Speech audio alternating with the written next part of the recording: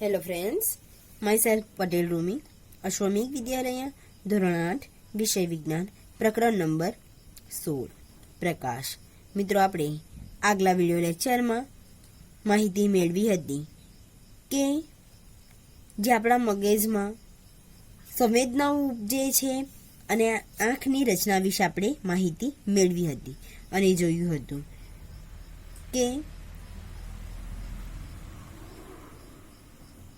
જે આપણે કોઈક રેટિના ઘણા બધા ચેતાકોષો ધરાવે છે અને એ જે ચેતાકોષ દ્વારા અનુભવાયેલી જે સંવેદનાઓ છે એ દ્રષ્ટિ ચેતા દ્વારા મગજ સુધી પહોંચાડવામાં આવે છે અને એના બે પ્રકારના કોષો હોય છે. એમાં આપણે જોયું હતું કે શંકુ કોષો અને સળી કોષો કોને કહેવાય. કે જે શંકુ કોષો છે એ તીવ્ર પ્રકાશની સંવેદના મેળવી શકાય છે, જ્યારે સળી કોષો છે એ સળી કોષો દ્વારા ઝાંખા પ્રકાશની સંવેદના મેળવી શકાય છે. તો આજે આપણે જોઈએ કે પ્રવૃત્તિ 16.10 શું કહેવા માંગે છે. કે મિત્રો, અહીં આપણને આકૃતિ આપી છે કે પાંજરામાં પક્ષી છે કે જોઈએ કે 6 થી 8 સેન્ટીમીટર બાજુવાળો કાર્ડબોર્ડનો એક ચોરસ ટુકડો લેવાનો છે અને આકૃતિ 16.16માં દર્શાવ્યા પ્રમાણે તેમાં બે છિદ્રો પાડો. એક આપણે કાર્ડબોર્ડ લેવાના છે અને એમાં એક ચોરસ ટુકડો લેવાનો છે અને એમાં બે છિદ્ર પાડવાના છે અને તે બંને છિદ્રોમાં એક દોરી પરોવો. આ જે બંને છિદ્રો પાડ્યા છે એમાં આપણે શું કરવાનું છે, એક દોરી પરોવવાની છે અને કાર્ડબોર્ડની એક બાજુ પર એક પાંજરું અને બીજી બાજુ પર એક પક્ષી દોરવાનું છે. કાર્ડબોર્ડની એક બાજુ પાંજરું દોરવાનું છે અને એક બાજુ પક્ષી દોરવાનું છે, જે આપણને એક કાગળની બે સપાટી બતાવી છે અને દોરીને વળ ચઢાવીને કારને ઝડપથી ફેરવવાનું છે. દોરીની વળ ચઢાવવાની છે અને એને ઝડપથી એક બાજુથી બીજી બાજુ ફેરવવાનું છે. શું તમને પક્ષી પાંજરાની અંદર દેખાય છે એ જોવાનું છે. તો આપણે જે ચલચિત્ર જોઈએ છીએ એ હકીકતમાં એ ઘણા બધા યોગ્ય ક્રમમાં ગોઠવાયેલા ચિત્ર છે. કે જે આપણે અહીંયા જે કોઈ ચિત્ર જોઈએ છે કોઈક ને કોઈક રીતે એક ક્રમમાં ગોઠવાયેલા ચિત્ર છે. તેમને આંખોની સામે લગભગ 24 ચિત્રો પ્રતિ સેકન્ડ અને 16 ચિત્ર પ્રતિ સેકન્ડના દરથી વધારેના દરથી ચલાવવામાં આવે છે. તેથી આપણે ચલચિત્ર જોઈ શકીએ છીએ. એ જે ચલચિત્ર છે એ ચિત્રને ક્રમબદ્ધ ગોઠવાયેલા જોવા મળે છે અને આપણે એને જ્યારે ફેરવીએ છીએ ત્યારે લગભગ આપણને 24 ચિત્રો પ્રતિ સેકન્ડે એક સેકન્ડમાં જોવા મળે છે અને 16 ચિત્ર પ્રતિ સેકન્ડના દરથી વધારેના દરથી ચલાવવામાં આવે છે ત્યારે તે આપણને જોવા મળે છે. અહીં આપણને કહ્યું છે કે આંખને બહારની વસ્તુઓના પ્રવેશથી સૂચના આપવા માટે કુદરતે પોપચા પ્રદાન કર્યા છે. ક્વેશ્ચન પૂછી શકાય કે પોપચાનું કાર્ય શું છે, કે પોપચા છે એ કાર્ય શું છે.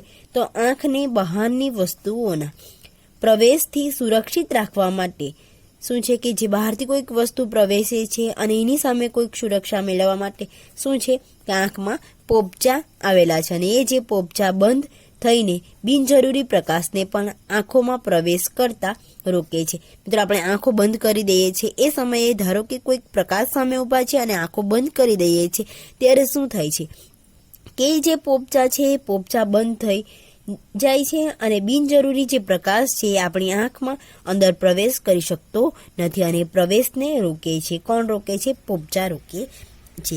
કે આંખ એક એવું અદ્ભુત સાધન છે કે જે દૂરની વસ્તુઓને તેમની નજીકની વસ્તુઓને પણ સ્પષ્ટ રીતે જોઈ શકે છે.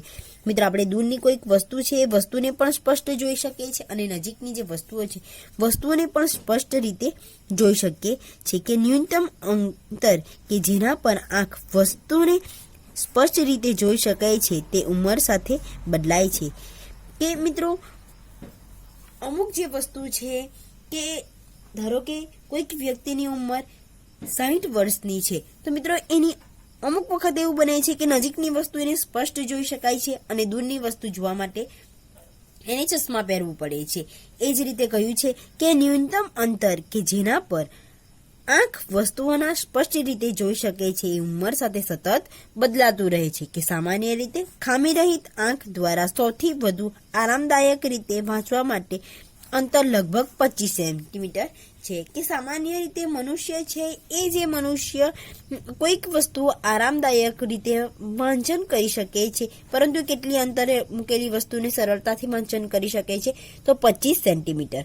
અને કોઈક વ્યક્તિ નજીકની વસ્તુને સ્પષ્ટ રીતે જોઈ શકે છે, જ્યારે દૂરની વસ્તુને સ્પષ્ટ રીતે જોઈ શકતી નથી. અમુક જે વ્યક્તિ છે નજીકની વસ્તુ સ્પષ્ટ જોઈ શકે છે, જ્યારે અમુક વ્યક્તિ દૂરની વસ્તુને સ્પષ્ટ રીતે જોઈ શકતી નથી.